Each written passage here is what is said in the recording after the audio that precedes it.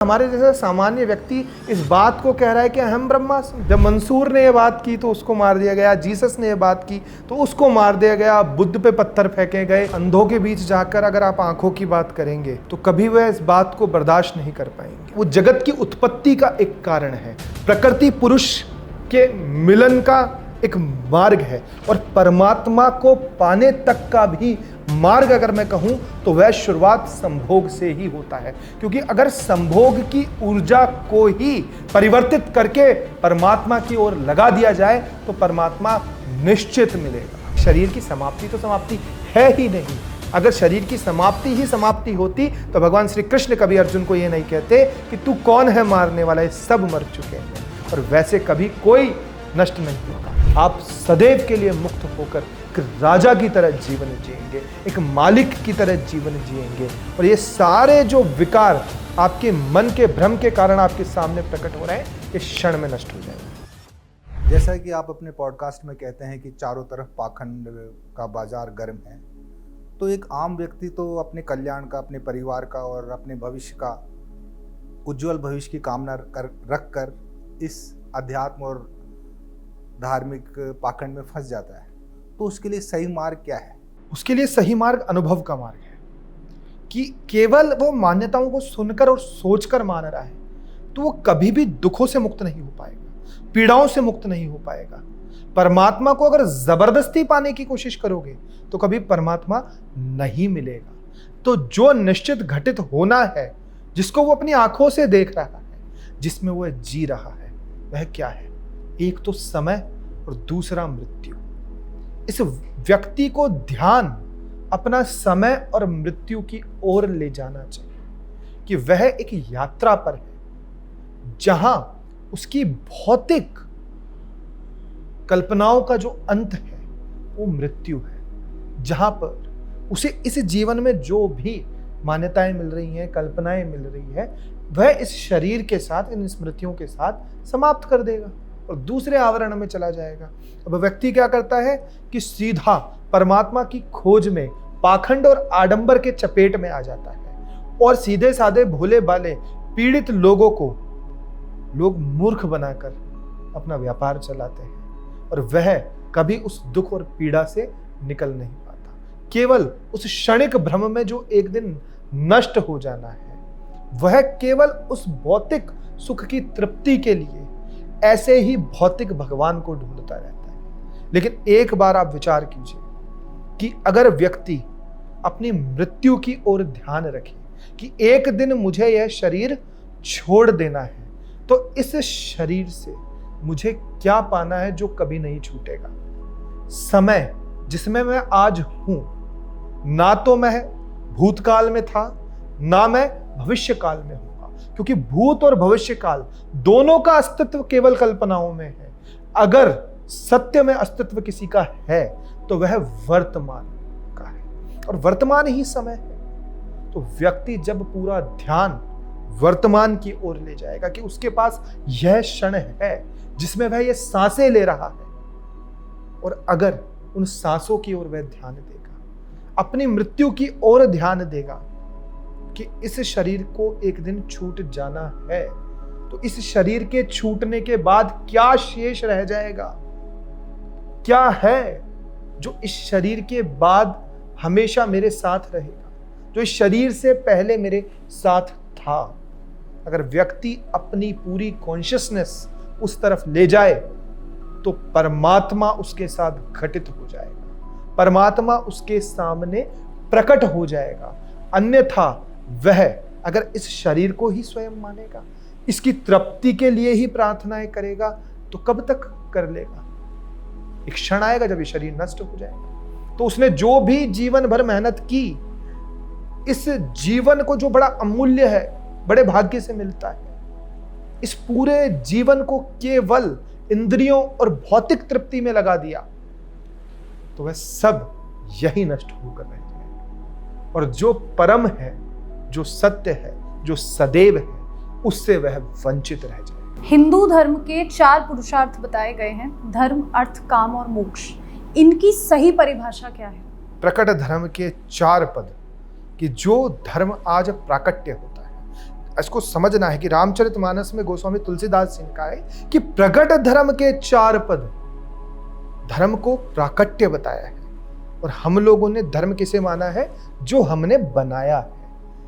तो जिस प्रकार परमात्मा का प्राकट्य होता है, उसी प्रकार धर्म भी प्रकट हुआ है, नहीं ना कि बना है। और प्रकट कौन होता है? जो हमें दिखाई नहीं दे रहा है उस स्थूल आंखों से, लेकिन उसका अस्तित्व है, वह सत्य है।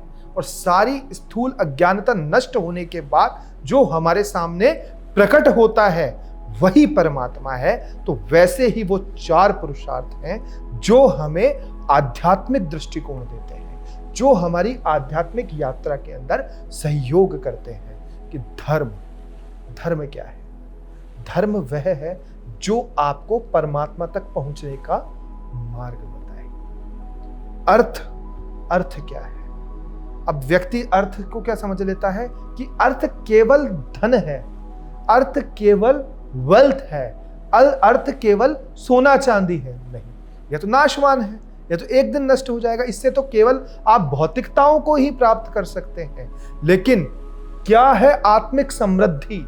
जो हमारी आत्मीय, जो हमारी शाश्वत दरिद्रता को दूर करे, ना कि हमारी धन की दरिद्रता को दूर करे, वह होता है अर्थ। काम क्या होता है? काम का अर्थ लोगों ने यहां संभोग से ले लिया। नहीं, काम वह है जो कामनाओं को नष्ट करे। काम वह है जो प्रकृति पुरुष को मिलाकर एकत्व की ओर ले जाए, उस मार्ग में जो हमारा सहायक बने, वह काम है। क्योंकि धर्म के, प्रकट धर्म के 4 पद बताए हैं। और धर्म मतलब जो अध्यात्म है, यहां सूक्ष्मता की बात हो रही है। अध्यात्म में अगर कुछ भी बात की जा रही है, कुछ भी चर्चा की जा रही है, तो वह भौतिकता की चर्चा नहीं है, वह इंद्रियों की चर्चा नहीं है, वह इस शरीर की तृप्ति की चर्चा नहीं है, वह आपके सूक्ष्म की चर्चा है। और मोक्ष वह है जब आप सारी कामनाओं से शून्य हो जाओ, जब धर्म भी नष्ट हो जाए, जब अर्थ भी नष्ट हो जाए, जिस सेतु से आप वह पहुंचे हैं वह सेतु भी नष्ट हो जाए और केवल सत्य बचे, वह मोक्ष होता है। मोक्ष का अर्थ यह नहीं कि आप समाप्त हो गए, आप मिट गए या आपके साथ मृत्यु घटित हो गई। इस जीवित शरीर के साथ भी मोक्ष की प्राप्ति होती है। मोक्ष वह परम अवस्था है जिसको पाने के लिए हमने यह शरीर धारण किया है, इस आत्मा ने यह शरीर धारण किया है। और मोक्ष क्या है? आत्मा का स्वभाव जो निश्चित है। व्यक्ति का सब कुछ बदल सकता है लेकिन स्वभाव नहीं बदल सकता। तो आत्मा का स्वभाव ही मोक्ष है और वह आत्मा सदैव मुक्त है। बस हमारी जागरूकता को हमें उस आत्मा की ओर ले जाना है, परमात्मा की ओर ले जाना है। लेकिन हम केवल अध्यात्म को हमारी भौतिक तृप्ति के लिए इस्तेमाल करते हैं। इसलिए धर्म, अर्थ, काम, मोक्ष का जो भी मतलब है हमने केवल भौतिकताओं में लगा दिया। हम केवल भौतिकताओं में फंस कर रह गए। धर्म को हमने हिंदू मुस्लिम सिख ईसाई कह दिया, अर्थ को हमने सोना चांदी व्यापार या धन कह दिया, काम को हमने संभोग से जोड़ दिया और मोक्ष का मतलब है कि मृत्यु के बाद स्वर्ग की प्राप्ति। व्यक्ति ने उसे मोक्ष समझ लिया जिसका कोई अस्तित्व नहीं है, केवल मनुष्य की कल्पनाएं। धर्म, अर्थ, काम और मोक्ष चारों जो हैं हमारे सूक्ष्म के पुरुषार्थ हैं, क्योंकि शरीर और इंद्रियां तो केवल सहायक है। इसके अलावा उनको किसी भी प्रकार के धर्म और आध्यात्मिक पुरुषार्थ में पढ़ने की कोई आवश्यकता नहीं। कहते हैं कि अगर मोक्ष पाने की इच्छा भी रह गई कि मोक्ष पानी है, तो भी मोक्ष को नहीं पा पाओगे। इच्छाओं की इतनी सी भी इच्छा रह गई, इच्छा जब पूर्ण रूप से समाप्त हो जाती है, धर्म, अर्थ, काम जब तीनों नष्ट हो जाते हैं, काम तक पूर्ण रूप से समाप्त हो जाता है, तब जाकर मोक्ष मिलता है। मोक्ष है, मुक्त ही है। मोक्ष को पाना नहीं है, मोक्ष को जानना है। हम जिस दिन मोक्ष को जान गए, लोग पाने का प्रयास कर रहे हैं, तो जब तक पाने का प्रयास करेंगे तब तक भी एक कल्पना और इच्छा उनमें बनी रहेगी, क्योंकि पाना एक इच्छा ही तो है। तो व्यक्ति क्या कर रहा है? हासिल करने की कोशिश कर रहा है। और हासिल किस चीज को किया जाता है? जो दूर हो, जो दूर है ही नहीं, उसे वो क्यों हासिल करने का प्रयास कर रहा है? तो केवल वो कल्पनाओं और मन के माया जाल में फंसकर केवल उस मोक्ष की इच्छा अपने आप से करता रहेगा। लेकिन मोक्ष उससे कभी दूर है ही नहीं। आत्मा का स्वभाव ही मुक्त होना है, आत्मा का स्वभाव ही मोक्ष है। तो केवल उसे अपने आत्म तत्व में आना है और जो उसके सबसे समीप है उस परमात्मा को जान लेना है, और उसे जानने मात्र के साथ ही उसके साथ मोक्ष की घटना उसी क्षण घटित हो जाएगी। मनुष्य ने अगर ये देह धारण की है तो कुछ इच्छाओं को लेकर ही की है, तो जब तक उसकी इच्छाएं पूर्ण नहीं होगी तब तक वो तो इस संसार में जब आए इच्छाओं की पूर्ति के लिए है, तो मोक्ष के लिए वो जब तक वो इच्छाएं पूर्ण नहीं होगी वो कैसे मोक्ष को पाएगा? देखिए, मनुष्य कौन है? मन से निर्मित जो हुआ वो मनुष्य है। कोई इच्छाएं परम की नहीं होती। आत्मा ने यह शरीर धारण किया है, आत्मा ने केवल साधन रूप में इस शरीर को धारण किया है। और आत्मा तो कौन है? आत्मा का तो स्वभाव ही इच्छा से मुक्त है, कामनाओं से मुक्त है। लेकिन इस मन ने हमें भ्रमित कर दिया कि हमारी इच्छाएं हैं। कौन सी इच्छा है जो आपकी सदैव पूरी हो सकती है? अगर आप धनवान भी बन गए तो क्या आप सदैव धनवान रह सकते हैं? आप कुछ क्षण के लिए बन गए, उसके बाद आपके जीवन के अंदर भौतिक दरिद्रता आ गई, उस समय आप क्या करेंगे? किसे कहता है व्यक्ति इच्छा की पूर्ति? पूर्ति वही है जो सब कुछ समाप्त हो जाए और दोबारा उसके अंदर बिल्कुल भी कमी ना आए, वही पूर्ण है। एक बार पूर्ण हो जाना और फिर घट जाना, क्या यह पूर्णता है? तो व्यक्ति की जो इच्छा है वो क्षणिक है, वो नाशवर है, वो नष्ट हो जाती है। आपने एक इच्छा की पूर्ति करी, उसी समय आपके पास उससे आगे बढ़ने की इच्छा हो जाएगी। आपने अभी एक उदाहरण दिया था फोर्ड का, कि वो $10 मिलियन का संपत्ति बनाकर छोड़ जा रहे थे, और जब उन अंत में पूछा कि आप इतना छोड़ के जा रहे हैं, तो उन्होंने कहा मुझे तो $100 मिलियन छोड़ के जाना था। तो जो भौतिक इच्छाएं है वो कभी भी पूरी नहीं हो सकती। जो भी व्यक्ति संसार से इच्छाएं रखता है वह कभी भी उसको पूरी नहीं कर सकता, क्योंकि यह मिथ्या है, यह केवल भ्रम है। तो इस चीज का बोध हो जाना ही मुक्ति है। बिल्कुल, जब आपको अज्ञानता का बोध हो गया, जब अज्ञानता का ज्ञान हो गया, तो उसे ही असल में ज्ञान होना कहते हैं। व्यक्ति यह सोचता है कि मैंने किसी चीज का ज्ञान प्राप्त कर लिया तो मुझे ज्ञान हो गया, नहीं। और वो और तो ज्ञान प्राप्त कर लेता है, लेकिन केवल उसको उसकी अज्ञानता का ज्ञान कभी प्राप्त नहीं हो पाता। इस कारण से वह पूरी जीवन अज्ञानी ही बना रहता है। तो हमें सिर्फ यह पहचानना है कि जो भी हमें पता है, जो भी हमारी मान्यताएं हैं, जो भी हमारी कल्पनाएं हैं, यह अज्ञान है। ज्ञान वही है जिसका शाश्वत सत्य हमने अनुभव किया है, और सब कुछ मिट जाने के बाद भी वह कभी नहीं मिटने वाला। वह सदैव था, सदैव है और सदैव रहेगा। उसी की अनुभूति सत्य है। मैं यह कहूंगा कि किसी को बोध कर लेना भी सच्चाई नहीं है, किसी को दिमाग और बुद्धि से जान लेना भी शाश्वत नहीं है, लेकिन उस परमात्मा का अनुभव ही शाश्वत है। जब व्यक्ति पूर्ण रूप से मौन हो जाए और उसकी व्याख्या भी ना कर पाए, तभी आप मान लेना कि वह पूर्ण रूप से मुक्त हुआ है। अगर कोई बोल रहा है, व्याख्यान भी कर रहा है, तब तक भी वह मुक्त नहीं है। तो ये तो अंतिम बिंदु हो गया, अंतिम स्टेप हो गया कि उसे अब कुछ भी वो शून्य में चला गया। लेकिन इस चीज का, मन को इस चीज का बोध हो जाए कि वो अपने इन इच्छाओं की कभी पूर्ति कर ही नहीं सकता, इसके लिए सत्संग जरूरी है। निश्चित रूप से सत्संग जरूरी है, क्योंकि सत्संग के आप एक बात बताइए कि जैसे एक जिन होता है, एक जिन की कहानियां हम सब ने सुनी होगी। तो जिन जब प्रकट होता है तो जिन आपसे काम मांगता है कि मुझे काम दो, काम दो। अगर आप काम नहीं दोगे तो वो आपको मार देगा। इसीलिए हमारे यहाँ पर नाम जप के महत्व बताए हैं, मंत्र जप के महत्व बताए हैं, कि व्यक्ति को कैसे ना कैसे अपने मन को उस ओर ले जाए जिसके पार कुछ भी नहीं है। तो जब व्यक्ति अंतिम, और अंतिम क्या है? परमात्मा। तो जब ये मन परमात्मा की ओर लगता है, नाम जप की ओर लगता है, मंत्र जप की ओर लगता है, तो यह वहां व्यस्त हो जाता है और फालतू के और जो सोच विचार है हमारे चित्त में आने से रोकता है। तो कहीं ना कहीं कुछ ना कुछ दूरी हमारी इस मन से बनने लगती है। दूसरी बात है कि व्यक्ति को दृष्टा भाव में जीना चाहिए। जिस प्रकार से व्यक्ति अपनी बाल्य अवस्था को देखता है, अपनी युवा अवस्था को देखता है, अपनी वृद्ध अवस्था को देखता है, तो उसे इस बात का आभास करना चाहिए कि वह एक मात्र देखने वाला है। कुछ भी उसके साथ घटित नहीं हो रहा। सुख और दुख कभी भी उसके साथ घटित नहीं हुए, कभी भी पीड़ा उसे हुई ही नहीं। वो तो सदैव उससे मुक्त था। लेकिन मन के बहकावे में आकर वह इन सारी विकृतियों को स्वयं मान रहा था। तो स्वयं के मानने से ही वो इस पीड़ा के अंदर जीव फंसा हुआ है।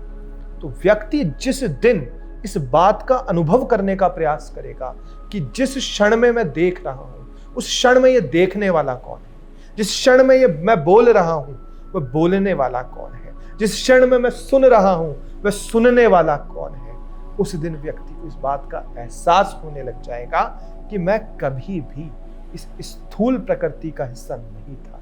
स्थूल प्रकृति से तो मैंने केवल कुछ दिनों का साधन लिया था। मैं तो इस शाश्वत ब्रह्मांड का हिस्सा हूं, मैं तो इस शाश्वत आकाश का हिस्सा हूं और मेरी तो परम सत्ता है। जब आप जानिए कि इस बात का आपको अनुभव हो जाए कि आप कहीं किसी से कम नहीं हैं, आप इस ब्रह्मांड में सबसे ज्यादा शक्तिशाली हैं, आप इस अस्तित्व के होने का कारण हैं, आप उस परमात्मा के अंश हैं, तो आप सोचिए फिर आपको कोई भी दुख कैसे ग्रसित कर सकता है, कोई भी पीड़ा कैसे ग्रसित कर सकती है। आप सदैव के लिए मुक्त होकर एक राजा की तरह जीवन जिएंगे, एक मालिक की तरह जीवन जिएंगे और ये सारे जो विकार आपके मन के भ्रम के कारण आपके सामने प्रकट हो रहे हैं, इस क्षण में नष्ट हो जाएंगे। एक और है थोड़ा सूक्ष्म है कि आत्मा ने मन को पकड़ा है कि मन ने आत्मा को पकड़ा है। आत्मा ने तो किसी को नहीं पकड़ा, मन ने इंद्रियों को पकड़ा है, मन ने बुद्धि को पकड़ा है। मन कभी बुद्धि को आदेश करता है तो कभी इंद्रियों को आदेश करता है, लेकिन जो आत्मा की सहायक शक्तियां हैं उनका ध्यान आत्मा की ओर नहीं है। तो जब उन्हें सब की सारी शक्तियों और सारी ऊर्जा को एकाग्र करके हम आत्मा के सन्मुख कर देंगे तो हमें परमात्मा के दर्शन हो जाएंगे। अभी हम उसके सन्मुख नहीं, उससे विमुख हैं और उस परमात्मा से विमुख होने के कारण इन शक्तियों का हमें दुख की आभास होता है, हमें पीड़ा का आभास होता है, हमें सुख तक का आभास होता है, हमें हर मिथ्या का आभास होता है, हमें हर भ्रम का आभास होता है। तो जब बुद्धि, मन और इंद्रियों की सारी ऊर्जा और शक्ति की जागरूकता आत्मा के सन्मुख हो जाएगी, तब निश्चित रूप से परमात्मा का होना आपके साथ घटित हो जाएगा, परमात्मा के दर्शन आपके साथ हो जाएंगे और जो भी भ्रम हमारे सामने वह नष्ट होकर केवल ब्रह्म बचेगा। भ्रम नहीं, ब्रह्म बचेगा। अभी तो हम सब ब्रह्म में हैं। अभी सब ब्रह्म में, तो ब्रह्म से ब्रह्म की यात्रा ही अध्यात्म। ध्यान और आध्यात्म दोनों में क्या अंतर है? देखो, कोई अंतर नहीं है, ध्यान ही अध्यात्म। व्यक्ति ने अपने जीवन में कोई भी कर्म ध्यान से किया, वहीं वह आध्यात्मिक हो गया। और जो भी बेहोशी में कर रहा है, अगर वो बेहोशी में 5 घंटे पूजा भी कर रहा है ना, तो वो धार्मिक नहीं, अधर्मी है। अगर उसे होश नहीं है, उसका ध्यान नहीं है, तो वह अधर्म कर रहा है, वो धर्म नहीं कर रहा है, वो अध्यात्म की ओर नहीं है। जैसा कि आप मंत्र जप करते हैं, तो मंत्र जप करते समय आपको वर्तमान में रहना है। हम क्या करते हैं, पूरा जीवन शुरू के अंदर तो एफर्ट्स करते हैं, लेकिन बाद में हमारा पूरा जीवन ऑटोमेशन पे आ जाता है। हम चीजों को रट लेते हैं, जैसा कि हनुमान चालीसा को व्यक्ति ने शुरू में याद करने के लिए जरूर एफर्ट किए होंगे, लेकिन जब उसे याद हो जाती है तो उस हनुमान चालीसा से उसका ध्यान हट जाता है और वो ऑटोमेटिक ही चलती रहती है। श्री गुरु चरण सरोज रज निज मन मुकुर सुधार वर्ण और रघुबर विमल जो दायु फलचार, उसका कोई फल किसी को कभी नहीं मिल रहा है। तो जब आप हनुमान चालीसा को भी पढ़ रहे हैं तो श्री गुरु चरण सरोज एक एक शब्द पर आपका ध्यान होना चाहिए। तो ध्यान होना ही अध्यात्म है। आप जीवन के अंदर कोई कर्म भी कर रहे हैं तो उस कर्म की ओर भी अगर आपका ध्यान है तो आप उस समय आध्यात्मिक हैं।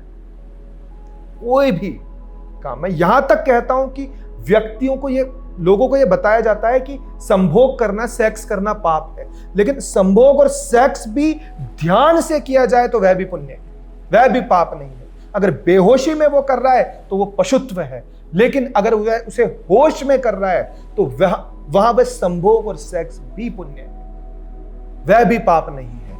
लेकिन ध्यान और जागरूकता से जब व्यक्ति करेगा तब उसे पता होगा कि मैं क्या कर रहा हूं और इससे मुझे क्या प्राप्त होने वाला है। होश में ही आत्मज्ञान होगा। मैं मानता हूं कि मृत्यु के बारे में सोचने से व्यक्ति में उदासीनता आएगी, लेकिन अगर आपके जीवन में उदासीनता आने लगे तो आप इस बात को मान लीजिएगा कि आप अध्यात्म के सही मार्ग पर हो। क्योंकि अर्जुन को भी जब भगवान श्री कृष्ण ने गीता सुनाई तो प्रथम अध्याय को विषाद योग कहा, उदासीन योग कहा, क्योंकि अर्जुन में जब तक उदासीनता नहीं आई तब तक श्री कृष्ण ने भी उन्हें गीता का ज्ञान देना सही नहीं समझा। भगवान श्री कृष्ण तो पहले से मित्र थे अर्जुन के, लेकिन फिर भी उन्होंने गीता का ज्ञान उस समय कब क्यों दिया? जब अर्जुन के मन में उदासीनता आई, क्योंकि उस समय वह उस ज्ञान को ग्रहण करने योग्य हो चुका था। उसके मन के अंदर विषाद आ चुका था, उसके मन के अंदर उदासीनता आ चुकी थी। और उसी प्रकार ये मन अर्जुन है और पूरा गीता का ज्ञान इस आत्मा के पास है, जो समय समय पर उस मन को देती है।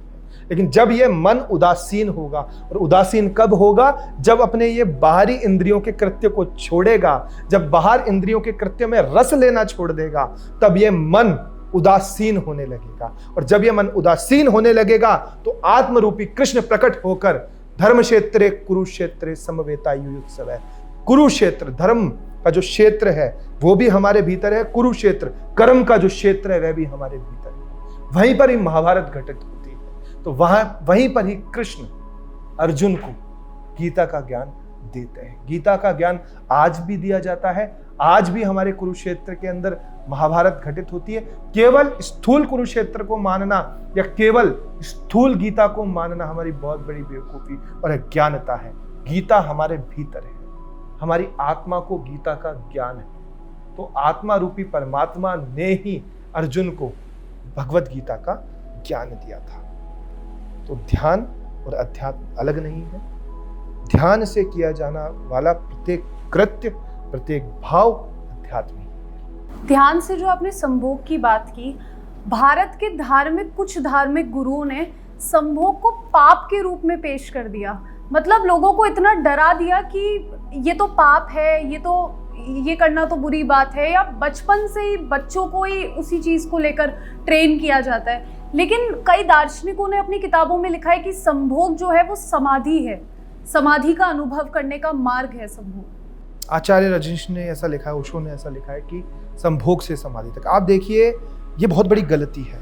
एक बहुत बड़ी गलती है कि हम जो लोगों को डरा रहे हैं संभोग के नाम से, सेक्स के नाम से, इसकी जानकारी, इसकी एजुकेशन होनी चाहिए, ना कि इसके नाम से हमें डराना चाहिए। अगर ये पाप है तो हम सब पाप से उत्पन्न हुए प्राणी हैं, है ना। वो जगत की उत्पत्ति का एक कारण है, प्रकृति पुरुष के मिलन का एक मार्ग है, और परमात्मा को पाने तक का भी मार्ग अगर मैं कहूं तो वह शुरुआत संभोग से ही होता है। क्योंकि अगर संभोग की ऊर्जा को ही परिवर्तित करके परमात्मा की ओर लगा दिया जाए तो परमात्मा निश्चित मिलेगा। संभोग क्या है? एक ऊर्जा, उत्तेजना जो संभोग के समय होती है। अगर व्यक्ति उस ऊर्जा को रूपांतरित करके, परिवर्तित करके परमात्मा की ओर लगा दे तो उससे बड़ा कोई मार्ग नहीं है। लेकिन व्यक्ति बेहोशी में केवल इंद्रियों की तृप्ति के लिए अगर संभोग नहीं,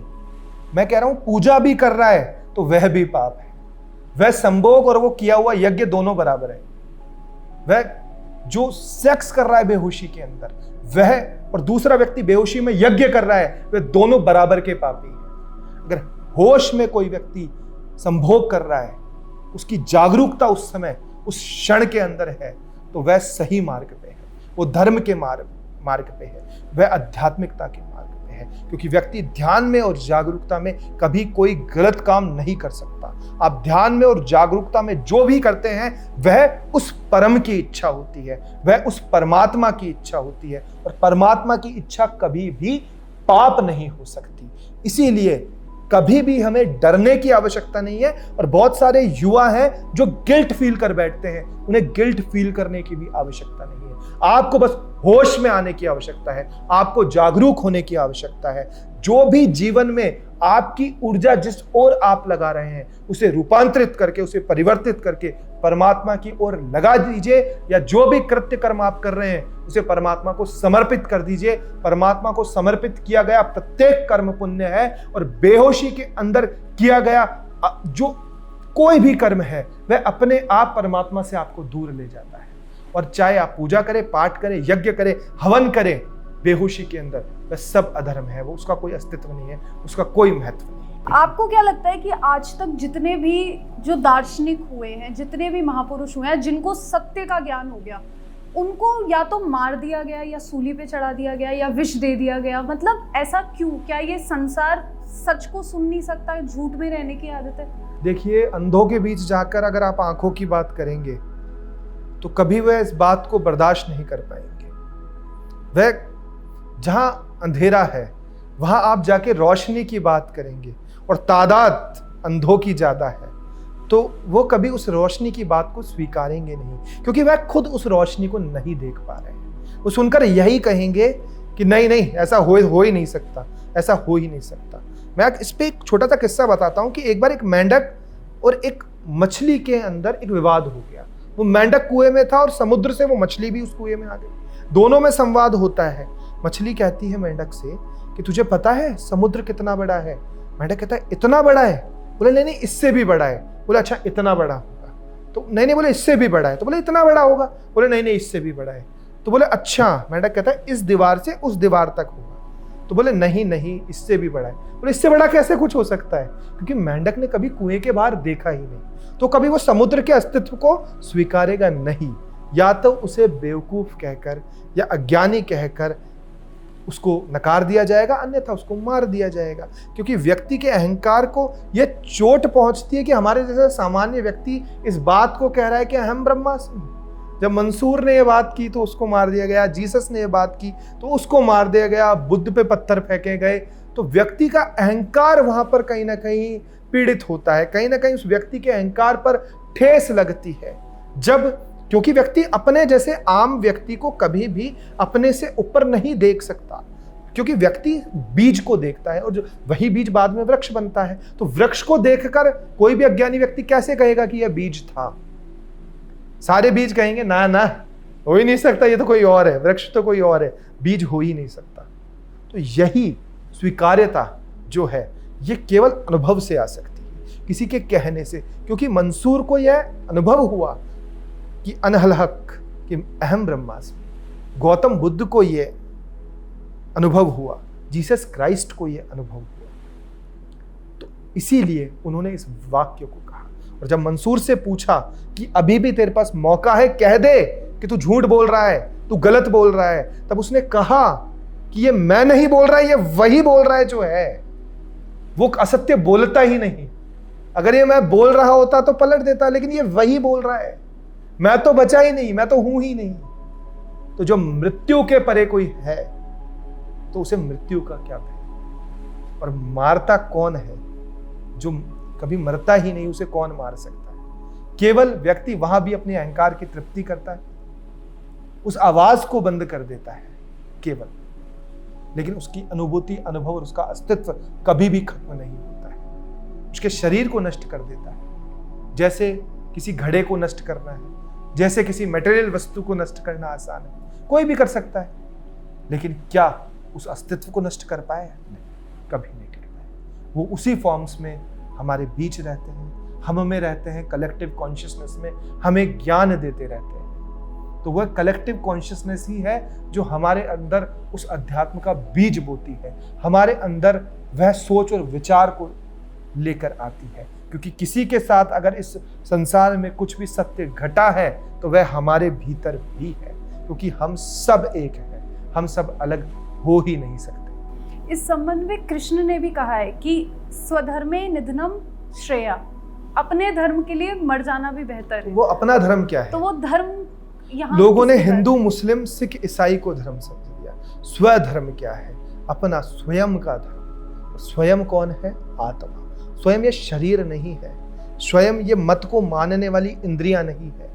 उस आत्मा का धर्म है परमात्मा में विलीन हो जाना। तो अगर परमात्मा में विलीन होने के लिए इस शरीर को त्यागना भी पड़े तो उसी क्षण खुशी खुशी त्याग देना, क्योंकि अंतिम जो धर्म है, जो परम सत्य धर्म है, जो शाश्वत सनातन धर्म है, वह परमात्मा में विलीन हो जाना ही है। इसके सिवा आत्मा का कोई भी दूसरा धर्म है ही नहीं, और धर्म कभी दो हो ही नहीं सकते। धर्म वह है जिसे धारण किया जा सके, और आत्मा केवल परमात्मा को धारण कर सकती है, उसके अलावा कुछ भी धारण करने योग्य नहीं है। तो धारण करने योग्य क्या है? इस आवरण को छोड़कर परमात्मा को धारण कर लेना। यह आत्मा सारी विकृतियों को छोड़कर, सारे अबोध को छोड़कर, सारी अज्ञानता को छोड़कर जब उस परमात्मा के साथ एकत्व का संबंध बना लेती है, तब व्यक्ति मोक्ष को प्राप्त कर लेता है, तब व्यक्ति स्वधर्म को प्राप्त कर लेता है, और जब वह स्वयं ही धर्म हो जाता है तभी उस धर्म को प्राप्त करने की सफलता को वह पा पाता है। एक प्रश्न और उठता है कि जब मंसूर ने बोला अनहलक, जीसस ने बोला कि तुम्हारी इच्छा पूरी हो, तो उस वक्त जो पायलट था जो जीसस को सूली दे रहा था, तो उसने कहा कि तुम एक बार और बोल दो कि भाई तुम झूठ बोलते हो, तुम परमात्मा के पुत्र नहीं हो। तो जीसस ने एक बार आकाश की ओर देखा और सब लोग जो उनके अनुयायी थे वो देख रहे थे कि कोई शक्ति तो ऐसी होगी जो बचाएगी। ऐसे ही अनहलक जब उस ईश्वर को इतना मान रहा था तो वो भी ये चाह रहा था कि कोई शक्ति तो होगी जो मुझे बचाएगी। तो वो शक्ति आखिर अपना स्वरूप दिखाती क्यों नहीं? तो लोगों के मन में संशय आता ही है कि ये तो सत्य है या नहीं है, ये लोग झूठी बोल रहे थे, क्योंकि कुछ ईश्वर ने आके कुछ ऐसा उन लोगों के लिए किया नहीं कि वो ये कह सके कि देखो ईश्वर ने बचा लिया उनको। देखिए, फिर वहीं भौतिकता में व्यक्ति की बुद्धि और मन फंस गया। जो मृत्यु है ही नहीं, जो समाप्ति है ही नहीं, वहीं पर बचना, अगर व्यक्ति बचना समझता है तो ये उसकी मूर्खता है। अगर किसी एक्सीडेंट से शरीर को बचा लिया जाता है, कितने दिन तक बचा लोगे? जिसको नष्ट होना है, जिसकी प्रकृति ही नष्ट होना है, जिसकी प्रकृति ही समाप्त होना है, इस शाश्वत सत्य को क्यों नहीं हम अपना लेते, क्यों हम नहीं स्वीकार कर लेते? यहां पर गलती उनकी नहीं, उन देखने वालों की है, उन सोचने वालों की है, जिन्होंने परमात्मा को स्वीकार नहीं किया, जिन्होंने फिर अपनी मन की इच्छाओं को स्वीकार किया। उन्हें कोई शक्ति बचा ले, ये केवल मन की इच्छा है, क्योंकि शरीर की समाप्ति तो समाप्ति है ही नहीं। अगर शरीर की समाप्ति ही समाप्ति होती तो भगवान श्री कृष्ण कभी अर्जुन को ये नहीं कहते कि तू कौन है मारने वाला, ये सब मर चुके हैं। और वैसे कभी कोई नष्ट नहीं होता। तो आजकल नयनम छिंदति शस्त्राणि नयनम दहति पावक है। तो जब शस्त्र मार ही नहीं सकते, जब अग्नि जला ही नहीं सकती, जब वायु सुखा ही नहीं सकती, तो मर कौन रहा है और मार कौन रहा है? ये केवल अज्ञानता में घटित होने वाली घटनाएं थी, क्योंकि वह परम तो अपने अस्तित्व को बोल रहा है। जब सिकंदर वर्ल्ड टूर पे निकला था तो उसने भी एक संत को कहा था कि मैं तुम्हारी गर्दन उड़ा दूंगा, तो संत ने भी कहा कि उड़ा दे। मैंने भी कभी गर्दन उड़ते नहीं देखी, फर्क इतना है कि तू भी देखेगा और मैं भी देखूंगा। तो जब दोनों देखने वाले वहां पर मौजूद हैं, एक व्यक्ति अपने स्थूल शरीर से देख रहा है और एक जो परम दृष्टा है वह देख रहा है। चाहे मंसूर को सूली दी हो, चाहे जीसस को, दोनों कभी नष्ट नहीं हो। उन्होंने भी उस सूली को देखा था जैसे और लोगों ने देखा था। जीसस कहीं गए नहीं थे, मंसूर कहीं गए नहीं थे, वह भी दृष्टा बनकर उस घटना को देख रहे थे जो मनुष्य अपनी अज्ञानतावश कर रहा था, अपनी अहंकार की तृप्ति के लिए कर रहा था। लेकिन जब कुछ नष्ट हो ही नहीं रहा, जब इस बात का बोध और ज्ञान मंसूर को हो गया, जीसस को हो गया कि अहम ब्रह्मास्मि, मैं ही परमात्मा हूं, मैं ही ब्रह्म हूं, मैं ही अस्तित्व हूं, मैं ही आकाश हूं, तब कोई भी इस स्थूल पुतले को नष्ट कर दे, कोई फर्क नहीं।